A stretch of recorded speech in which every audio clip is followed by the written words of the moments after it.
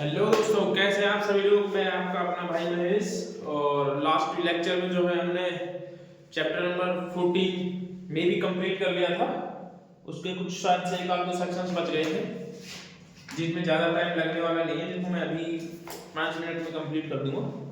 उसके बाद में जो चैप्टर स्टार्ट होगा 210 से, चैप्टर नंबर 15 जो कॉग्निजेंस की बात करता है कोड के।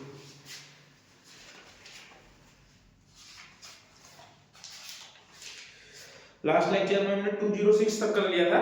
अब स्टार्ट करेंगे 207 से। आउटसाइड जुरिडिक्शन के मामले में समन और वारंट की पावर्स के बारे में बात करता है ये मजिस्ट्रेट की।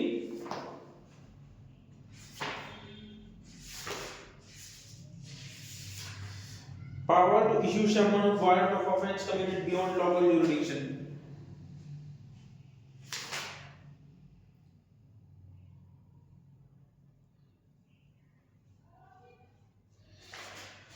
इसमें कुछ नहीं है, देखो इसमें दो चीजें हैं।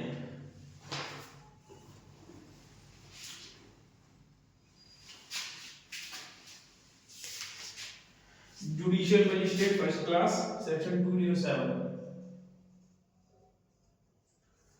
देखो, जुडिशियल मजिस्ट्रेट फर्स्ट क्लास को जब ऐसा लगता है कि किसी व्यक्ति ने जो है आउटसाइड उसकी जुरिडिक्शन के बाहर भी, चाहे वो व्यक्ति है उसने क्या किया है, कोई ऑफेंस किया है, ठीक है, उसकी जुरिडिक्शन के बाहर कोई ऑफेंस किया है और उस मजिस्ट्रेट को लगता है कि इसने कोई ऐसा ऑफेंस किया तो उसके खिलाफ वो समन या वारंट इशू कर सकता है और उसका ट्रायल कर सकता है और फिर चाहे जो भी हो उसे बेल वगैरह भी दे सकता है और फिर बाद में जो उसका जिसकी जुरिडिक्शन बनती है उस ऑफेंस पर उसको उसे ट्रांसफर कर देगा। ये कहता है 207। क्या कहता है, मैंने magistrate of the first class sees reason to believe that any person within the local jurisdiction has committed outside jurisdiction an offence which cannot under the section provision of the section 197 to 205। और जो offence है 197 से 205 के बीच के जो offences हैं, जो sections हैं, उनमें फॉल नहीं करता है। or any other law for the time being enforced and required trial to within the such jurisdiction but in any other time being enforced and trial by India। तो इसमें यही है, देखो जुडिशियल मजिस्ट्रेट फर्स्ट क्लास जो होगा ना, judicial magistrate first class, ये outside jurisdiction में भी यदि कोई ऑफेंस होता है आउटसाइड जुरिडिक्शन,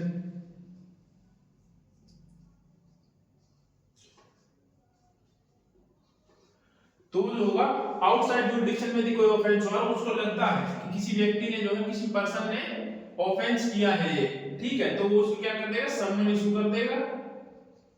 समन मैटर लगता है तो उसको, या वारंट लगता है तो वारंट इशू कर देगा, जो भी वो ठीक समझे, ठीक है, और उसका ट्रायल कर लेगा। ट्रायल स्टार्ट करके उसको बेल भी दे सकता है। फिर उसके बाद में क्या करेगा, उसे जिस कोर्ट की जुरिडिक्शन बनती है उस कोर्ट के पास ट्रांसफर कर देगा, जुरिडिक्शन कोर्ट के पास भेज देगा।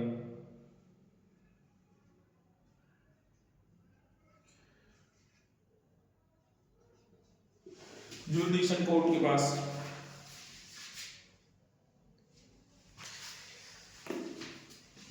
अब आते हैं 208 पर। 207 में सिर्फ इतना ही है, ज्यादा इसमें पढ़ने की जरूरत नहीं है। Offence committed outside India, Bharat से बाहर किए गए अपराध जो होते हैं उनके ट्रायल के बारे में बात करता है। वो कैसे ट्रायल होता है, क्या वो भारत से बाहर जो ऑफेंस किया गया है उनका भारत में ट्रायल हो सकता है, बताइए। मान लीजिए किसी व्यक्ति ने जो है वो इंडियन सिटीजन है और उसने जो है आउटसाइड इंडिया कोई ऐसा एक्ट कर दिया तो यदि वो इंडिया में रहकर करता तो एक ऑफेंस होता, ठीक है, तो क्या जो है उसका ट्रायल यहाँ पर हो सकता है? जी हाँ, हो सकता है। तो क्या कहता है, मैंने ऑफेंसेस कमिटेड आउटसाइड इंडिया, यदि जो है आउटसाइड इंडिया कोई ऑफेंस कमिट किया जाता है by citizen of India, Bharat के किसी नागरिक द्वारा, या हाई सीज और एल्सवेयर के द्वारा, खुले समुद्र पर या अन्य किसी जगह पर, बाय ए पर्सन, बी कहता है by a person not being such citizen, किसी व्यक्ति द्वारा भारत का नागरिक नहीं है, एनी शिप और एयरक्राफ्ट रजिस्टर्ड इन इंडिया, लेकिन जो शिप या जो शिप है उस पर जो है किसी व्यक्ति ने ऑफेंस किया तो भारत का नागरिक नहीं है, लेकिन वो शिप जो है इंडिया में रजिस्टर्ड है, तब जो होगा तब भी उसका ट्रायल जो होगा वो इंडिया में हो सकता है। He may be dealt within the respect of such offence is as if it had been committed at any place within India at which he may be found or where the offence is registered in India। तो उसकी कार्रवाई ऐसे होगी कि मानो उसने भारत में ही offence किया है। इसमें दो चीजें कहता है, देखो 208 में बिल्कुल ही नहीं चल रहा है। ऑफेंस कमिटेड आउटसाइड इंडिया,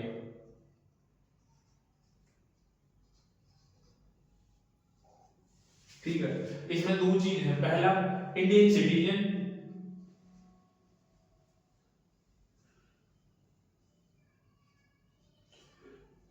दूसरा एनी सिटीजन, एनी पर्सन जो क्या नहीं है, भारत का नागरिक नहीं है बट वो, ठीक है, वो कोई ऐसा ऑफेंस करता है, ये कोई ऑफेंस करता है आउटसाइड इंडिया जो इंडिया में अपराध है, और ये कोई ऐसा ऑफेंस करता है जो इंडिया में करता है, सिख वगैरह पे जो इंडिया में रजिस्टर्ड है, ठीक है।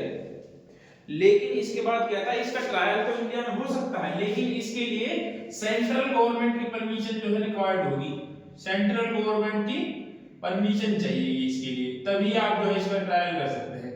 यदि कोई, जैसे मान लीजिए मैं भारत का नागरिक और मैं भारत के बाहर जाकर के जो है कोई ऐसा ऑफेंस करता हूं, यदि मैं भारत में करता तो अपराध होता, ठीक है, तो उसका ट्रायल भी इंडिया में हो सकता है। दूसरा, एनी पर्सन जो कि भारत का नागरिक नहीं है लेकिन वो भारत में जो शिप रजिस्टर्ड है उस शिप पर जो है कोई ऑफेंस कर देता है, तो उसका भी जो ट्रायल होगा वो इंडिया में हो सकता है, बट उसकी कंडीशन है तो उसमें जो है सेंट्रल गवर्नमेंट की परमिशन चाहिए। इसमें एक केस लॉ है एनरिका लैक्सिस वर्सेस मरीन ड्राइव का, ऐसा ही कुछ, एनरिका लैक्सिस इटालियन मरीन वर्सेस इंडिया, ठीक है।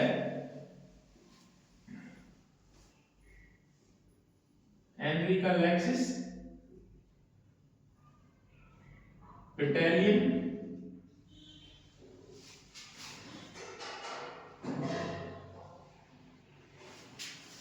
यही है ना, हाँ, वर्सेस इंडिया, ठीक है। ये एक ऑफेंस था जिसमें जो होता है एक इटली का जहाज होता है, ठीक है, वो भारत की जुरिडिक्शन में आकर के जो है भारत के मछुआरे को जो है शूट कर देते हैं, उसको उनको मार देते हैं, 2-3 मछुआरे होते हैं, तो उनको जो है इंडियन पुलिस जो है अरेस्ट कर लेती है। तो उनका कहना ये होता है कि हम तो इनको लुटेरे समझ रहे थे, इस वजह से हमने इनको मारा था। इनका ट्रायल भारत में होता है, वो बात अलग है कि बाद में जो है ये लोग इटली वापस भेज दिए जाते हैं, लेकिन इनका ट्रायल जो होता है वो इंडिया में ही होता है। उसके बाद आता है सेक्शन नंबर 209, इनको आप पढ़ लेना, इसमें कुछ भी नहीं है। उसके बाद आता है चैप्टर नंबर 15, इंपॉर्टेंट चैप्टर है, conditions request for initiation for proceedings, कार्रवाई शुरू करने के लिए कुछ कंडीशन अपेक्षित शर्तें जो होती है। देखो 201 10 210 210 में बात करेंगे 210, ठीक है। ये क्या कहता है, मजिस्ट्रेट के द्वारा तो संज्ञान लेने की बात करता है, कॉग्निजेंस लेने की बात करता है।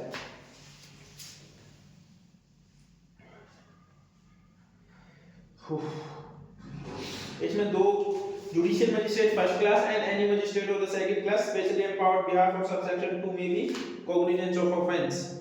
देखो इसमें दो, जुडिशियल मजिस्ट्रेट फर्स्ट क्लास और judicial magistrate second class, judicial magistrate second class empowered by CGM, ठीक है। याद रखना, इसको पूछ लेते हैं एम्पावर्ड बाय हाई कोर्ट या CGM, high court, court of session, empowered by CGM या स्टेट गवर्नमेंट, ऑप्शन दे देंगे, याद रखना ये एम्पावर्ड बाय सीजीएम होता है, ठीक है। अब कोई भी मजिस्ट्रेट जो होता है वो संज्ञान जो 3 तरीके से ले सकता है। कैसे कैसे संज्ञान ले सकता है, इसको बाद में पढ़ेंगे, पहले ये सीख रहे हैं कि 210 में कोई भी दो मजिस्ट्रेट हो गए, 210 में 3 तरीके से संज्ञान लिया जाता है। कैसे कैसे लिया जाता है, मान लीजिए फर्स्ट लिया जाता है चैप्टर नंबर 16 जो होता है कंप्लेंट पर, ठीक है, कंप्लेंट पर जो हम आगे पढ़ेंगे अभी, ठीक है। एक होता है पुलिस रिपोर्ट पर, 193 के 3 में जो होती है पुलिस रिपोर्ट,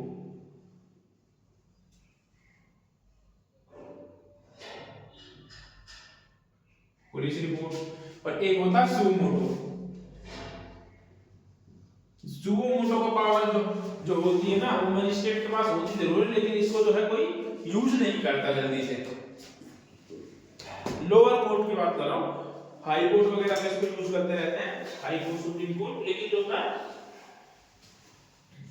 पहले ही चल रहा है।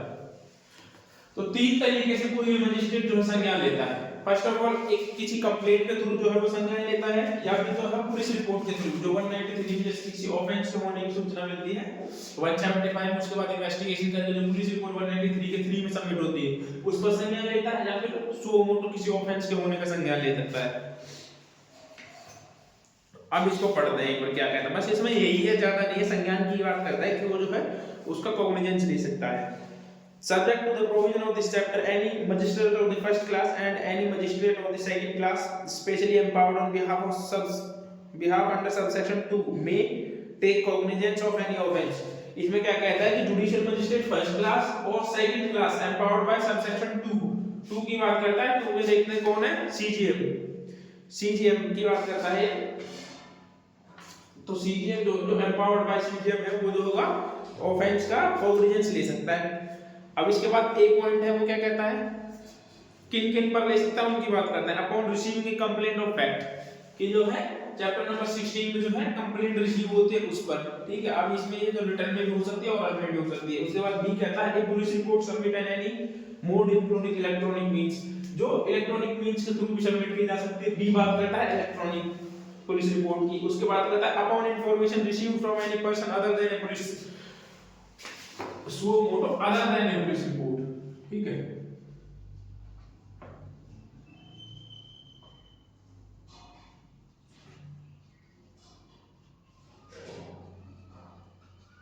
ये पेन कहीं कहीं पे ठीक चल रहा है, यहाँ पे खराब चल रहा है, पता नहीं क्या है। यहाँ पे चला है, यहाँ पे नहीं चल रहा, यहाँ पे ठीक चल रहा है, यहाँ पे भी ठीक चल रहा है, पता नहीं क्या ये क्या। चलो उसके बाद देखते हैं, upon information received from any person other than A police officer, किसी मजिस्ट्रेट को जो है इंफॉर्मेशन मिलती है। सुओ मोटो क्या होता है, मजिस्ट्रेट को पुलिस रिपोर्ट से अलग जो है सूचना मिलती है कि कोई ऑफेंस हुआ है, तो उसका जो है ये कॉग्निजेंस ले सकते हैं। Upon his knowledge that such person offence has been committed.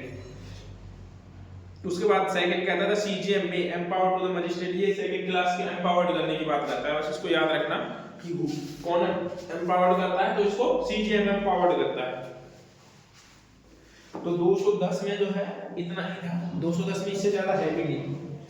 210 में सिर्फ कॉग्निजेंस की बात करता है, कॉग्निजेंस लेने की, ठीक है। उसके बाद बात करते हैं हम सेक्शन नंबर 211 211 पर।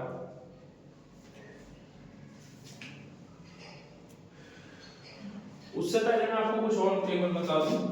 देखो चैप्टर नंबर 13 क्या था, information related to cognizable offence, देखो ठीक है। चैप्टर नंबर 13 ये था, information related to cognizable offence, information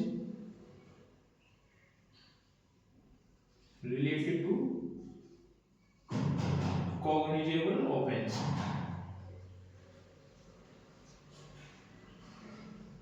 देखो यहाँ पर बहुत अच्छा चला है ना, लेकिन यहाँ नहीं चला, ठीक है। चैप्टर नंबर 13, इसमें क्या होता है, देखो किसी व्यक्ति के खिलाफ जो है किसी ऑफेंस के होने की सूचना मिलती है पुलिस को। पुलिस उसके बाद में क्या करती है, जैसे ही किसी ऑफेंस की इंफॉर्मेशन मिलती है, वो क्या करेगी, पहले सब फर्स्ट ऑफ ऑल जाएगी, वो इन्वेस्टिगेशन करेगी, ठीक है। इन्वेस्टिगेशन करेगी। इन्वेस्टिगेशन में जो है जरूरी नहीं है कि पुलिस को यदि ऐसा लगता है ना कि यदि भाई इन्वेस्टिगेशन जरूरी नहीं है, तो वो नहीं भी कर सकते। एक प्रिलिमिनरी इन्वेस्टिगेशन कर सकती है, जिसमें वो चाहे तो चेक कर सकते हैं कि कोई ऑफेंस हुआ है या नहीं हुआ। अब इस इन्वेस्टिगेशन में दो चीजें होती हैं, या तो ये नेगेटिव होगी या ये पॉजिटिव होगी। नेगेटिव पॉजिटिव कैसे होती है, देखो नेगेटिव पॉजिटिव कैसे होती है, 189 एंड 190। 189 में क्या कहता है, यदि नॉट सफिशिएंट एविडेंस जो है पर्याप्त ना हो, एविडेंस नॉट सफिशिएंट हो। याद है आप लोगों को करवाया था मैंने, एविडेंस नॉट सफिशिएंट, ठीक है। इसमें ये होता है 189, इसके बाद में 190 जो कहता है सफिशिएंट एविडेंस। सफिशिएंट एविडेंस है तो उसको मजिस्ट्रेट के सामने पेश कर देंगे सफिशिएंट एविडेंस। मैं सिर्फ ये याद कराने के लिए करा रहा हूं दोबारा से 190, इससे जो है आपको एक बार चीज समझ में आ जाएगी कि किस तरीके से जो चीजें काम करती हैं, ठीक है।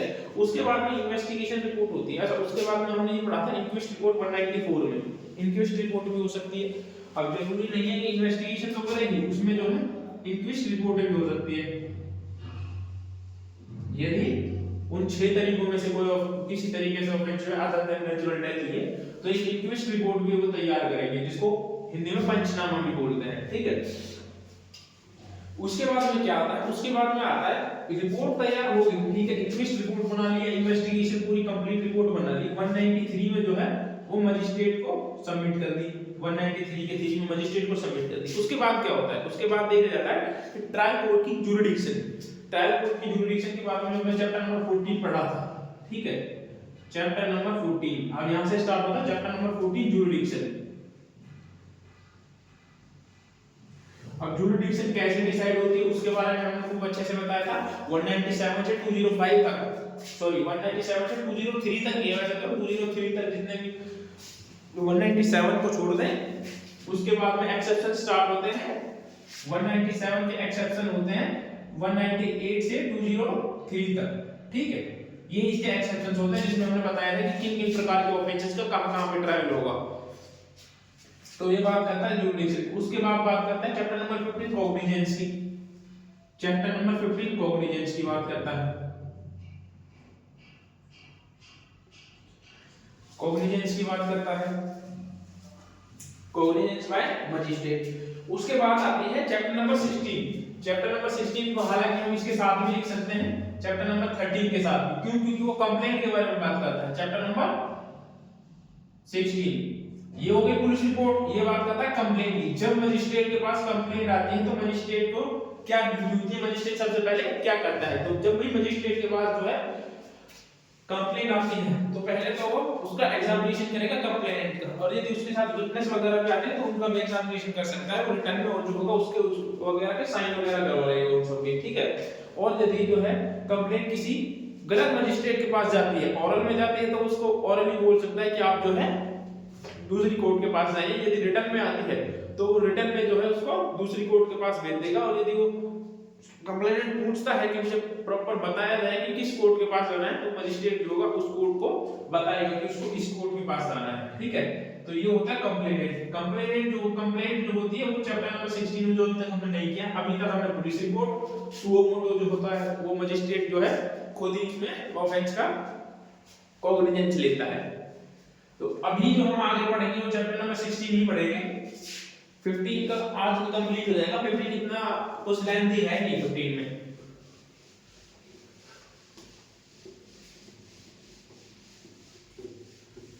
टू 201 बच गया, और ट्रांसफर वगैरह की बात करता है।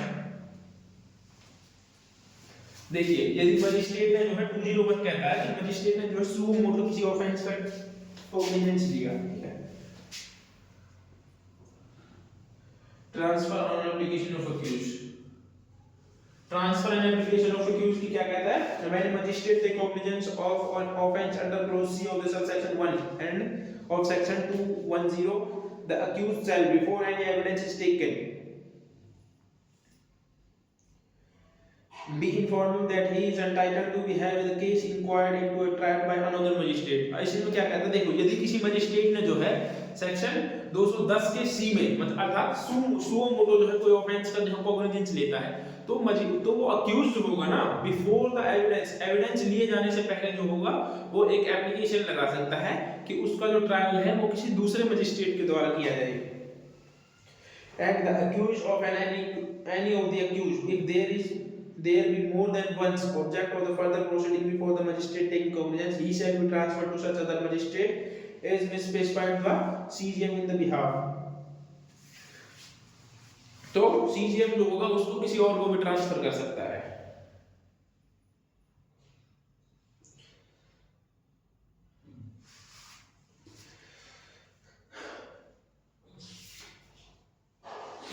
तो इसमें सुओ मोटो की बात करता था, याद रखना 201 में जो है एप्लीकेशन को लगाता है अक्यूज, जब मजिस्ट्रेट सुओ मोटो कॉग्निजेंस लेता है तो उसके ट्रांसफर की एप्लीकेशन एक्यूज लगाता है कि उसको जो है दूसरे कोर्ट के द्वारा ट्रायल किया जाए। उसके बाद आता है 212 making over the case of the magistrate, मामले मजिस्ट्रेट के हवाले करना। Any CGM magistrate after taking cognizance of an offence make over the case for the inquiry and trial of the competent magistrate subordinate of him। अच्छा ये क्या बात करता है, जब भी जो है CGM जो है किसी ऑफेंस पर जो है कॉग्निजेंस लेता है तो उसको जो है वो किसी कंपेटेंट कोर्ट को जो है ट्रांसफर कर सकता है जो उसके सबऑर्डिनेट हो या उसके, हिंदी में बोलते हैं उसके हवाले करना, ठीक है। अच्छा जब भी कभी हाई से लोअर में आता है तो उसको बोलते हैं मेकिंग, ठीक है, मेकिंग ओवर बोलते हैं मतलब हवाले करना। और जब भी कभी लोअर से हाई में जाता है तो उसको बोलते हैं कमिट करना, ठीक है। जब भी आपने देखा होगा कि जैसे कोई मर्डर वगैरह या 307 हाफ मर्डर के जो जितने भी जो ऑफेंस जाते हैं तो उनका ट्रायल जो होती है ना वो कोर्ट ऑफ सेशन करती है, लेकिन जो उनको कॉग्निजेंस कौन लेता है, लोअर कोर्ट लेती है। तो लोअर कोर्ट उनका कॉग्निजेंस लेने के बाद में जो है उसको आगे जो है कमिट कर देती है।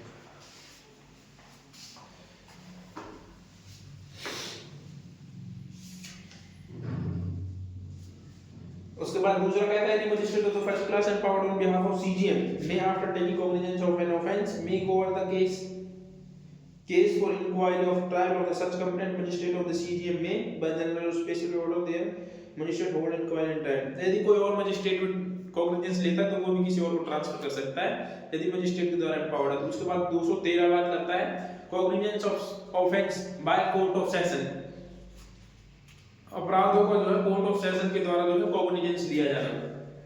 देखो मैं आपको बता दूं कि कोर्ट ऑफ सेशन के पास जो है कॉग्निजेंस की पावर नहीं होती। कोर्ट ऑफ सेशन कभी भी जो है डायरेक्ट जो है खुद से जो है कभी कॉग्निजेंस नहीं लेता। उसके पास जो है कोर्ट जो होगी, लोअर कोर्ट जो होती है केस को कमिट करके भेजती है, वो सिर्फ उन्हीं मैटर का जो है कॉग्निजेंस लेता है एक्सेप्ट 219 222 है 19 है, एक मिनट में देख लेता हूँ।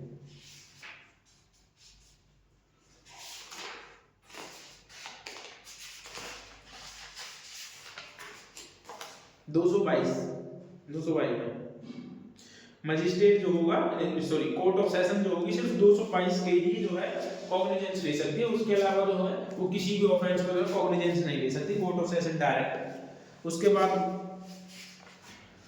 उसके बाद आता है additional session to try case made over of hand of to them an additional session जज shall try such cases as the session judge of the division may by general or special order make over him of the trial court high court में specially empowered। तो ये भी यही है अपर session न्यायाधीश इसको जो कोर्ट ऑफ सेशन जो है इसको केसेस वगैरह दे देता है, हवाले कर देता है, इसके मेक ओवर करता है। इसको आप पढ़ लेना, इसमें कुछ है नहीं ज़्यादा। इसके बाद आता है 206 जो इम्पोर्टेंट है, procedure for witnessing in any case of threatening etcetera, जो है विटनेस को डराने या धमकाने की जो बात करता है। सेक्शन 232 जो बीएनएस की बात करता है, इसमें शायद 7 साल की सजा है इसके लिए यदि कोई ऐसा करता है, कोई विटनेस को डराया धमकाता है गवाही को बदलने के लिए, झूठी गवाही देने के लिए। उसके बाद आता है स्टेट के खिलाफ ऑफेंसेस की बात करता है ये। इसमें जो है ना सबसेक्शन 3 देखो 1 में तो जो है no court shall take cognizance of offence, कोई भी कोर्ट जो होगी वो किसी भी ऑफेंस का जो है कॉग्निजेंस नहीं लेगी। कौन से ऑफेंसेस का जो इसमें दिए गए हैं 299 का, 353 का, एक criminal conspiracy to commit such offence, इनका जो है कॉग्निजेंस नहीं लेगी सेंट्रल गवर्नमेंट और स्टेट गवर्नमेंट की परमिशन के बिना।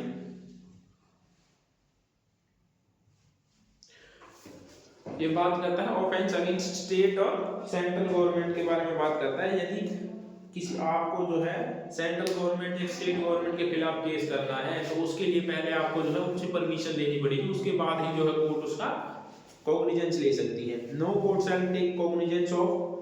उसके बाद कहता है subsection 2 any offence punishable under section 197 और सबसेक्शन 2 और subsection 3 and section 353 of the BNS 20। अच्छा बीएनएस के क्या कहते हैं सेक्शन, ये पब्लिक सर्वेंट के बारे में बात करते हैं।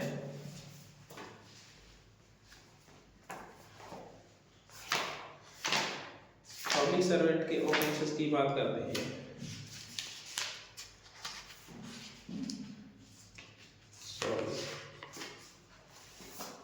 कौन से हैं? 197 और 353 जो कहता है इम्पुटेशन, असोसिएशन, प्रीजुडिशियल टू नेशनल इंटेरिगेशन, भारत की राष्ट्रीय अखंडता पर प्रतिकूल प्रभाव डालने वाले ऑफेंस, ये कहता है 197। उसके बाद 30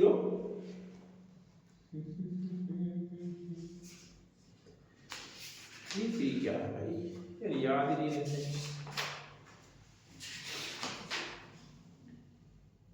statement conducting to public mischief, इन ऑफेंसेस का जो ट्रायल नहीं, कोर्ट जो है ट्रायल नहीं करेगी except with the provision section of the central government और state government of the DM.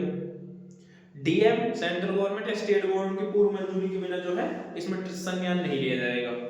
No court shall take cognizance of the offence of criminal conspiracy punishable under subsection 2 of the section 61 of the BMS other than a criminal conspiracy to commit an offense punishable with the death and life regress imprisonment 2 years.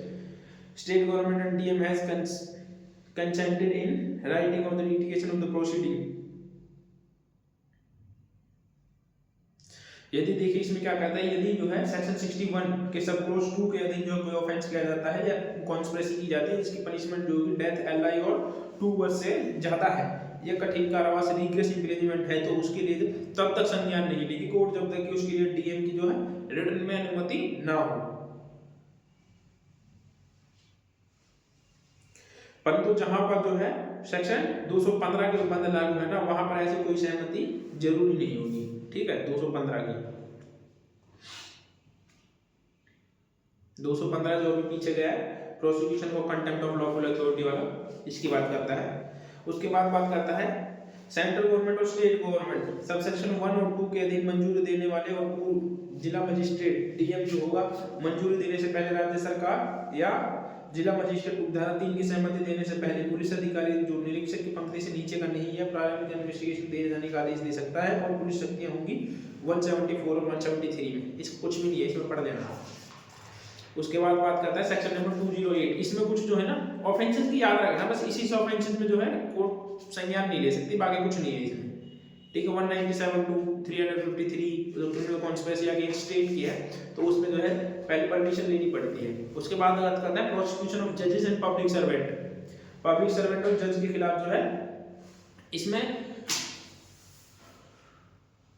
वही है कि पहले आपको government से मंजूरी लेनी पड़ेगी। किन ऑफेंसेस में मंजूरी लेने की जरूरत नहीं है, यदि offence related to the rape है। ठीक है, offence related to the rape है या 74 टू 78 तक है तो उनमें जो है परमिशन की आवश्यकता नहीं होती। और यदि देखिए मान लीजिए आपके किसी ने जो है परमिशन मांगी ट्रायल चलाने के लिए और जो है स्टेट गवर्नमेंट 120 दिनों तक, डेट इस टाइम पीरियड को याद रखिएगा, 120 दिनों तक जो है उन्होंने कोई जवाब नहीं दिया है आपने परमिशन मांगने के बाद भी, तो ये समझा जाएगा कि उसने जो है परमिशन दे दी है यदि वो जवाब नहीं देते हैं तो। उसके बाद इसमें कुछ नहीं है, यही 2 डेट है, इसको याद रखना। ठीक है, इसमें बस ये है कि सेंट्रल गवर्नमेंट और स्टेट गवर्नमेंट से पहले परमिशन जरूरी है। उसके बाद बात करते हैं prosecution for offence against marriage, विवाह के विरुद्ध अपराधों के बारे में। ठीक है, देखो विवाह के विरुद्ध अपराधों के लिए तभी संज्ञान लिया जा सकता है तो जो विवाह का पीड़ित है ना वो स्वयं कंप्लेंट करे। कोर्ट इसमें जो है सुओ मोटो कोई भी कॉग्निजेंस नहीं ले सकती। मैरिज से रिलेटेड जितने भी मैटर्स होते हैं उसमें जो है तभी कोर्ट जो है कॉग्निजेंस ले सकती है जब जो है वो पार्टी जो है उसमें खुद कंप्लेंट करे। कंप्लेंट जो होगी ना, कंप्लेंट 1 साल के अंदर 6 महीने 1 साल है।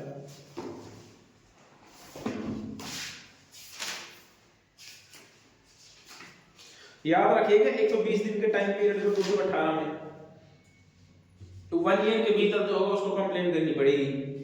इसमें ये है कोर्ट इसमें सुओ मोटो कॉग्निजेंस नहीं ले सकती। फिर याद रखना 219 में मैरिज से रिलेटेड जितने भी जो ऑफेंसेस होते हैं उसमें कोर्ट कभी भी सुओ मोटो कॉग्निजेंस नहीं लेती जब तक कि पार्टी स्वयं उसमें जो है कंप्लेंट ना करे। और कंप्लेंट जो होगी वो 1 साल के अंदर अंदर करनी होगी। Offence under subsection 85 of the cruelty की बात करता है बीएनएसएस की।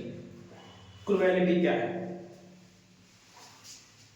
इसके लिए जो हम करते हैं कल, इसको आप पढ़ लेना इसमें ऐसा कुछ भी नहीं है। सेक्शन 201/2022 क्रुएलिटी जो आपको समझ में ना आए, 220 ये क्रुएलिटी की बात करता है, अपराध के संज्ञान की बात करता है। अच्छा, तो 1 वर्ष का टाइम पीरियड है ना, वो सब सेक्शन 6 में लिखा हुआ है, उसको आप देख लेना एक बार। 220 20 में भी कुछ नहीं है। कल से जो है हम इसमें स्टार्ट करेंगे chapter number 16, complaints to magistrate, magistrate से परिवार। तो उम्मीद करता हूँ आप लोगों को वीडियो अच्छी लगी होगी। अगर ये वीडियो आपको पसंद है तो लाइक शेयर और कमेंट जरूर करें। मिलते हैं नेक्स्ट वीडियो में।